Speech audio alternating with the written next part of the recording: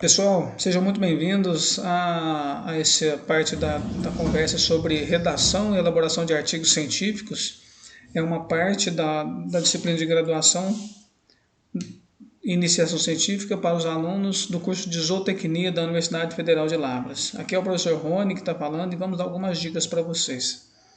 Então, primeira, característica desse gênero literário. Aqui é uma linguagem formal. Então tem que ter clareza, tem que ter concisão e citações, porque você está escrevendo um artigo científico. Então leia, entenda e traga as ideias para o seu trabalho.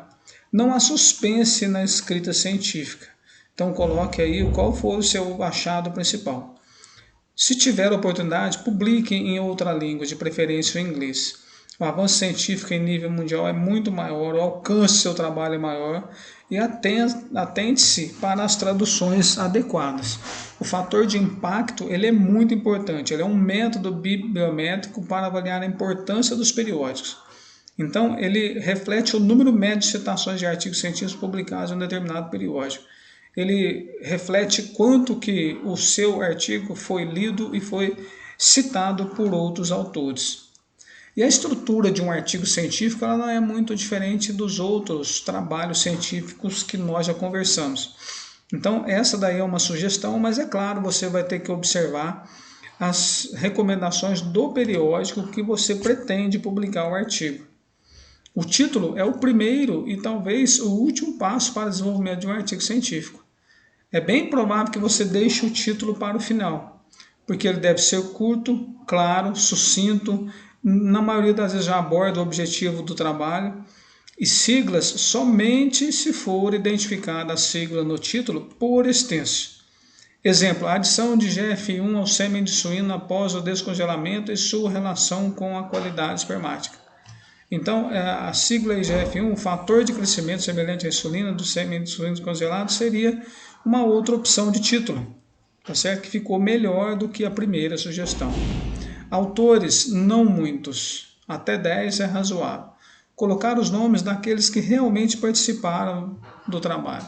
Autor é aquele indivíduo que você, questionando, ele consegue falar tudo o que aconteceu no trabalho. Então, será que esse nome que está lá realmente é de um autor?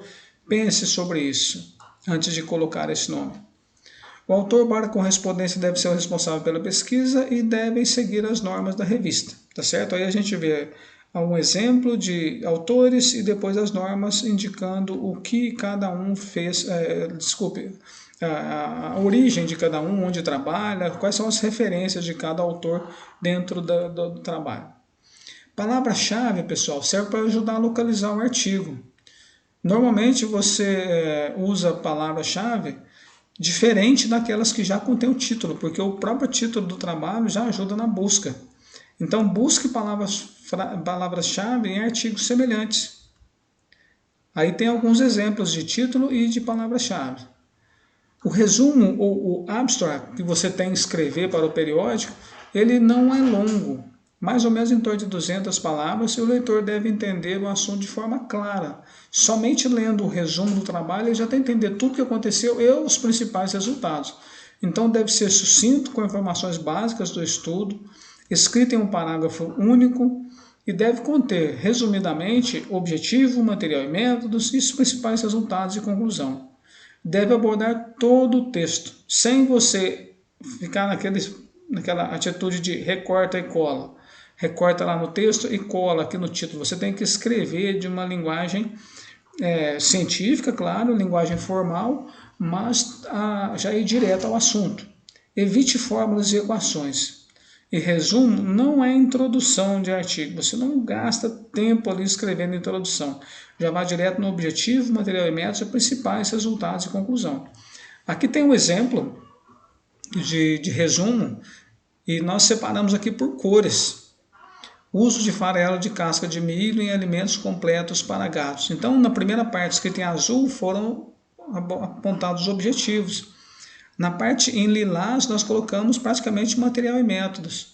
Na parte verde tem os resultados e no vermelho a conclusão. Então, olha a distribuição proporcional do texto no seu título. Ela tem que ser mais ou menos assim. Veja que o objetivo e conclusão, eles compõem mais ou menos 25% do texto. O restante vem aí de material e métodos e resultados. Então, trabalhe com cores diferentes que fica mais fácil você enxergar se precisa aumentar ou diminuir um ponto, uma parte ou outra do seu resumo. Aí você consegue enxergar mais fácil se ele está bem escrito ou não. A introdução ela é curta também, mais ou menos em torno de 4 parágrafos. E na maioria das vezes em um artigo científico, aqui está contida a revisão da literatura. Então, mostrar a importância do tema, apresentar uma breve revisão da literatura para justificar o trabalho.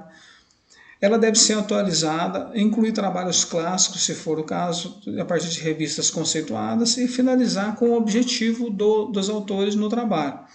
Então, o artigo científico é diferente de um projeto científico, ele é diferente de um trabalho de conclusão de curso, é outra coisa, né? E a revisão da literatura é o reconhecimento, é o conhecimento de trabalhos já publicados. Então procure sempre referências de confiança. Cite artigos científicos da sua própria equipe, isso é importante. E então trabalhe bem na revisão da literatura. Evite número excessivo de referências, não faça o que a gente chama de colcha de retalho. Veja esse exemplo aí que a gente coloca de incidência de diabetes mellitus no Brasil. Então, aí fica, a diabetes mellitus no Brasil tem se intensificado nos últimos anos, principalmente na região sudeste do país. Depois, a nutrição das pessoas tem sido precária na maioria das situações onde existam casos de diabetes.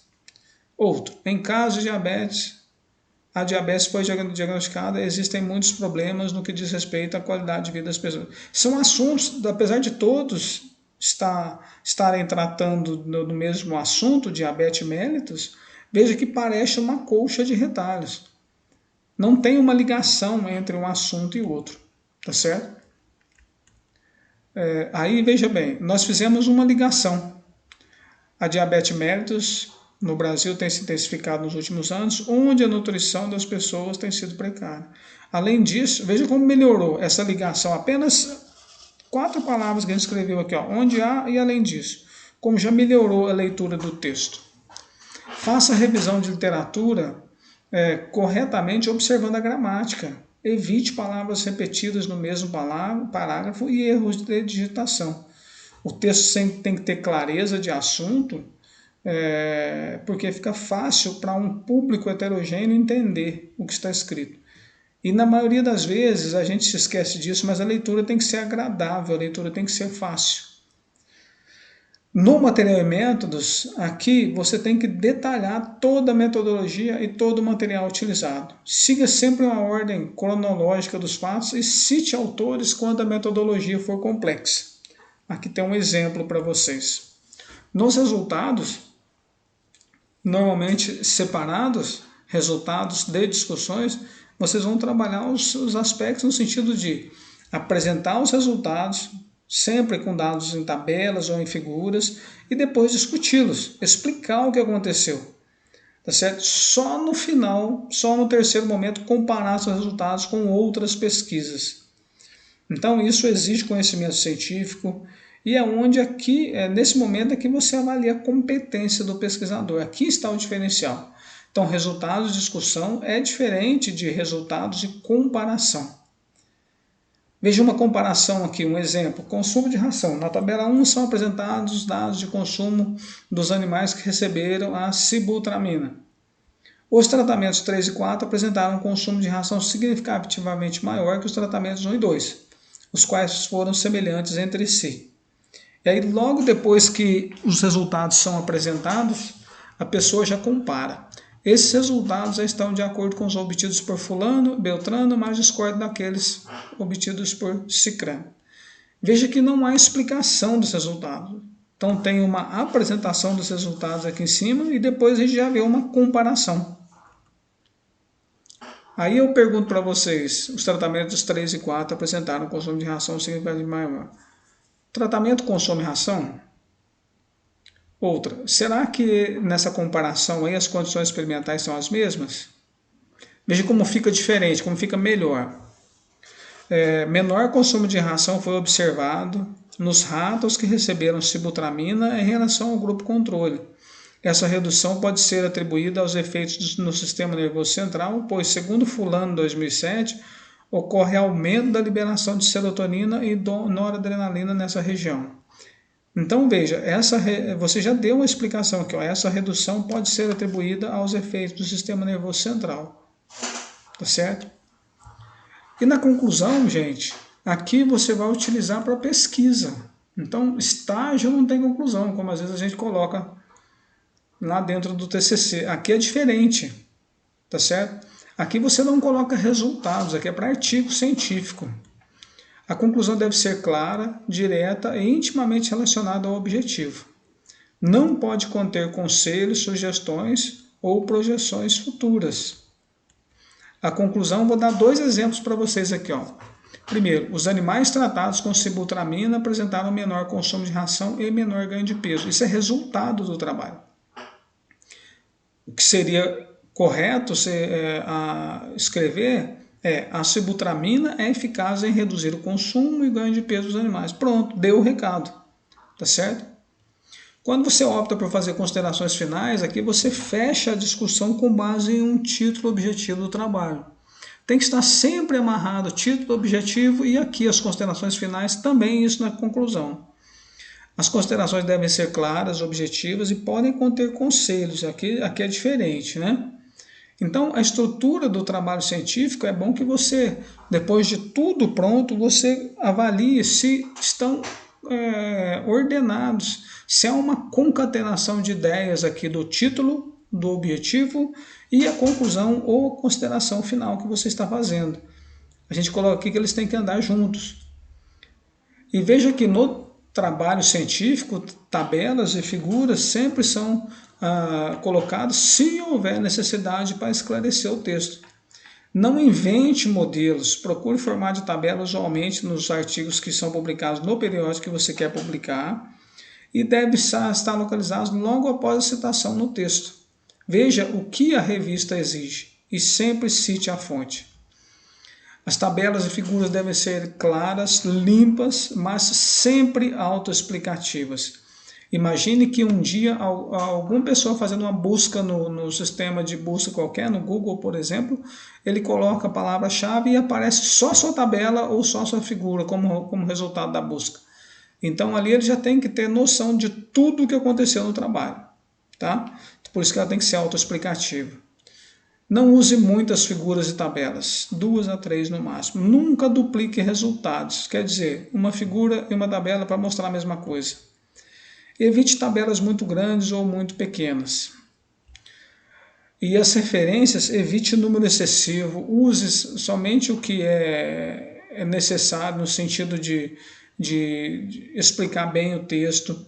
Evite citar resumos, teses de dissertações, dê preferência para artigos científicos cuja atualização é mais rápida. Procure trabalhar com 30% das citações nos últimos 5 anos, 70% nos últimos 10 anos. E tem alguns softwares que fazem já para você essa referência no texto, mas eu prefiro escrever uma a uma, fica mais fácil de você trabalhar, tá bom? Nas considerações finais, os manuscritos devem ser bem redigidos para causar uma boa impressão no revisor e no leitor. Revise todo o trabalho antes de submetê-lo. E o aceite está condicionado à qualidade do conteúdo e algumas observações de normas. Ou seja, o trabalho deve ser enxuto, bem escrito e dentro das normas da revista. Os recadinhos finais nossos aí são: a qualidade de um trabalho está relacionada à dedicação ao mesmo, a um bom material de consulta e ao trabalho em equipe. A prática da leitura é fundamental para se adquirir habilidade em elaborar artigos científicos e saiba que essa é uma corrida, é uma luta você contra todos os outros. Os revisores eles estão ali prontos a atrapalhar a sua vida, vamos chamar assim, mas a intenção deles não é, na verdade, não é atrapalhar a sua vida, é melhorar a qualidade do trabalho para ser publicado no periódico que eles são responsáveis, tá bom? Então por aqui a gente encerra a nossa conversa e eu espero ter apresentado para vocês algumas dicas interessantes sobre a escrita de um artigo científico. Até a próxima e obrigado pela atenção.